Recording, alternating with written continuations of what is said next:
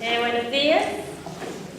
Como lo presentaron aquí, mi ponencia se titula El territorio latinoamericano como fuerza productiva estratégica, una aproximación crítica a los procesos de redefinición capitalista del espacio. Digamos que este séptimo seminario internacional Marx Vive, se desarrolla en el marco de una profunda crisis capitalista que se desarrolla a nivel global. Una crisis que hoy no se devela simplemente económica, sino como de la civilización en su conjunto, es decir, que involucra aspectos sociales, políticos, culturales, de representación, de sostenibilidad ambiental del sistema, y en esencia podríamos incluso problematizarla como una crisis de hegemonía. Aquí entonces, teniendo como marco de referencia que el sistema capitalista en sí es un sistema que está lleno de profundas contradicciones y que permanentemente entonces atraviesa profundas crisis de las que debe salir, voy a trabajar una sola de esas dinámicas desplegadas por el capitalismo para resolver las crisis de sobreacumulación y dominación que permanentemente lo acompañan, y esta es la estrategia de producción y reconfiguración del espacio y el territorio. En este sentido, entonces, parto de considerar que existe un arreglo espacial a los problemas del capital. He organizado la presentación en tres momentos: un momento inicial donde no me voy a detener mucho y quisiera problematizar por qué la categoría del espacio se constituye en una categoría analítica importante y fundamental para comprender las transformaciones sistémicas. Un segundo momento en donde problematizo los nuevos ejes de valorización bajo el actual patrón de acumulación y dominación que hacen que el territorio latinoamericano se constituya en una fuerza productiva estratégica. Y un tercer momento donde quisiera abordar un poco los dispositivos y las estrategias desplegadas por la clase capitalista para generar este proceso de reorganización espacial. Aquí sobre todo quisiera detenerme más que en la parte discursiva, en la parte de la estrategia de militarización y paramilitarización que se utiliza. Permanentemente intentaré hacer la lectura del caso colombiano con perspectiva latinoamericana, pero siempre tener un poco más de Colombia porque es lo que más he trabajado y pues por el escenario en el que estamos. Bueno, entonces aquí es importante hacer una salvedad. Yo voy a trabajar el tema de la producción del espacio desde la perspectiva del capital, lo que no quiere decir que el proceso de producción espacial se dé solo desde el capitalismo. El proceso de producción del espacio expresa la lucha de clases y expresa las contradicciones que hay en el interior de la sociedad. No obstante, digamos, por los propósitos metodológicos de la investigación, no me interesa en este momento abordar el tema de las resistencias. Creo que de pronto Alonso lo va a abordar, entonces ahí podríamos hacer una articulación en las presentaciones.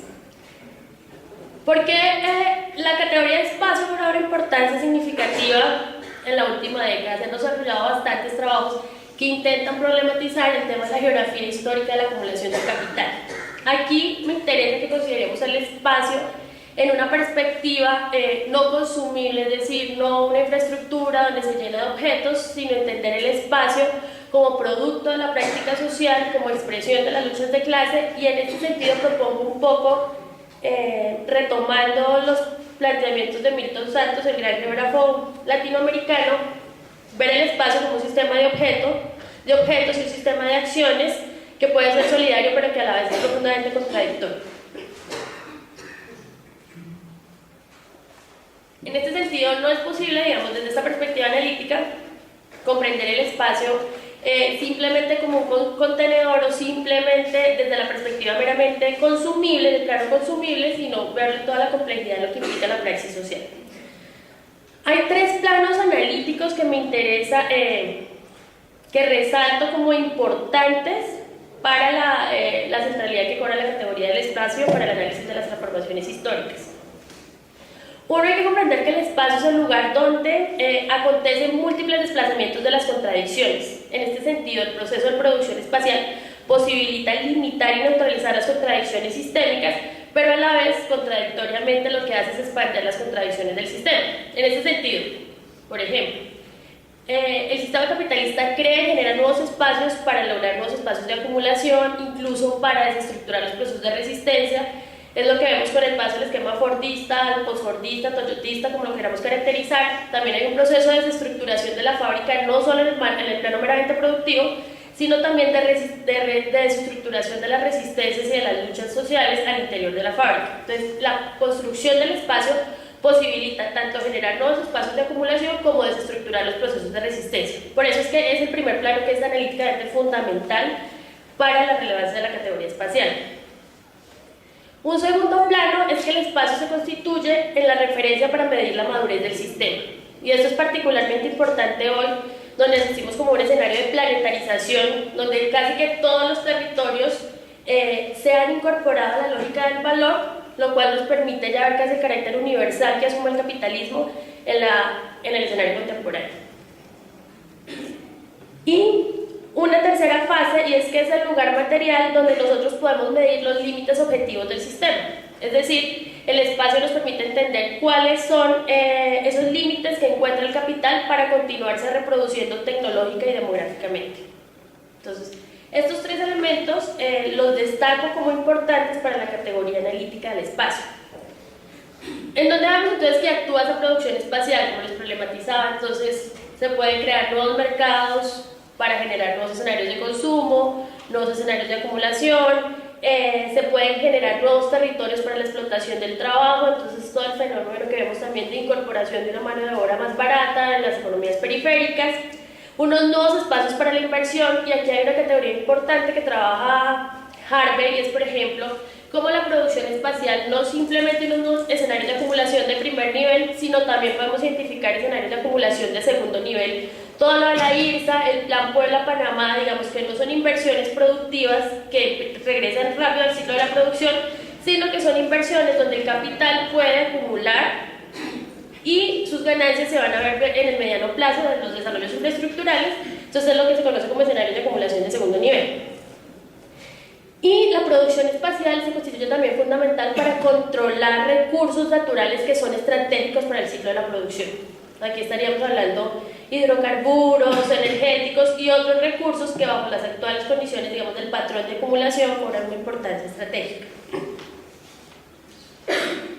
En este sentido, entonces, se entiende el proceso de producción del espacio como fundamental para el sostenimiento del proyecto hegemónico imperial. Para el caso de América Latina, consideramos que el proceso de producción espacial del territorio latinoamericano, o sea, esa nueva geografía productiva que se dibuja en América Latina, se constituye como esencial para sostener el proyecto hegemónico imperial de los Estados Unidos.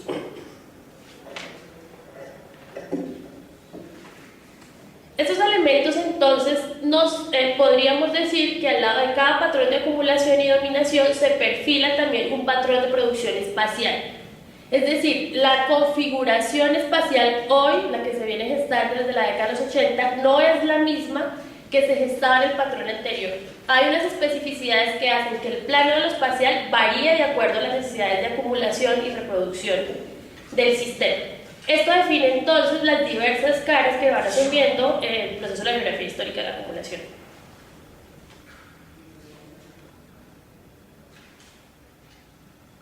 Bueno, entonces estaremos teniendo como marco de referencia estas dimensiones analíticas.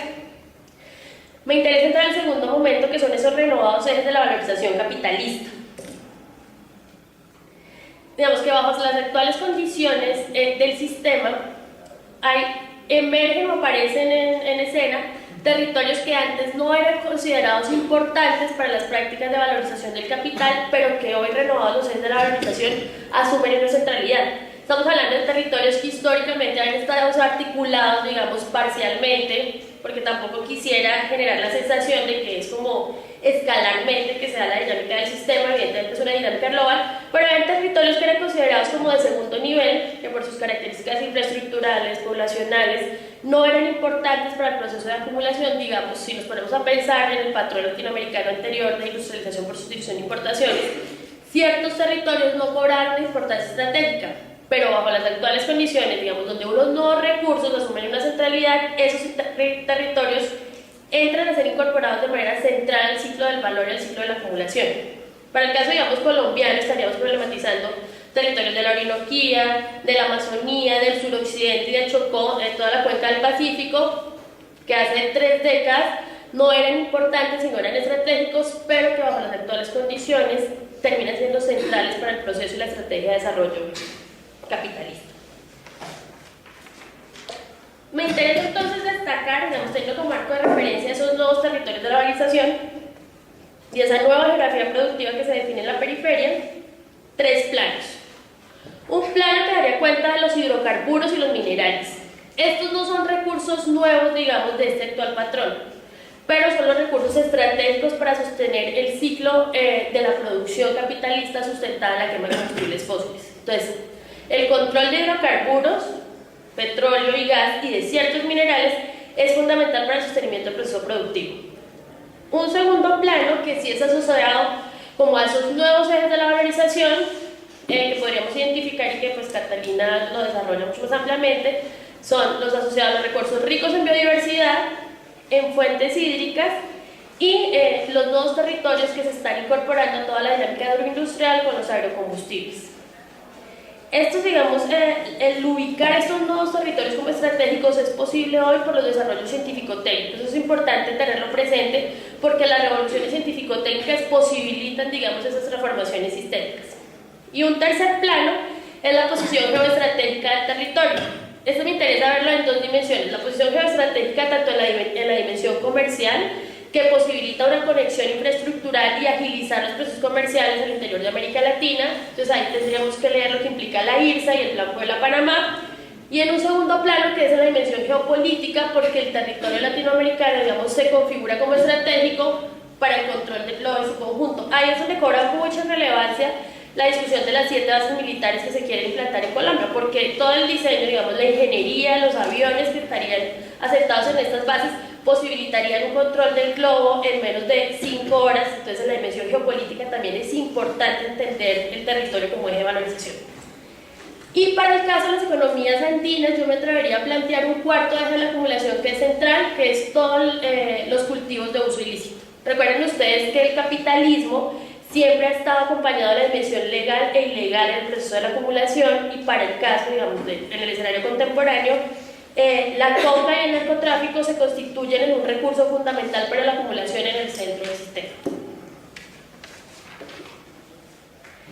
Estos 4 planos que he identificado nos permiten ver que el despliegue de la estrategia capitalista en América Latina hoy está volcada sobre los recursos naturales, que son estratégicos, que son escasos, que son no renovables y que son de naturaleza diferenciada. ¿Qué implicaciones, digamos, tiene que estos sean los 4 ejes sobre los que se monta la estrategia de reorganización espacial en América Latina? Esto tiene 2 impactos bastante significativos para la configuración del patrón de acumulación latinoamericano. Por una parte, al ser revalorizados sus territorios como fuentes estratégicas de recursos naturales, lo que se tiene es una reprimarización de las economías latinoamericanas. Entonces, hay un desmonte en muchos países del aparato productivo porque lo que se quiere es una apuesta agroexportadora, minera extractiva, que no está pensando en el mercado interno, sino que está pensando en la configuración de mercados externos.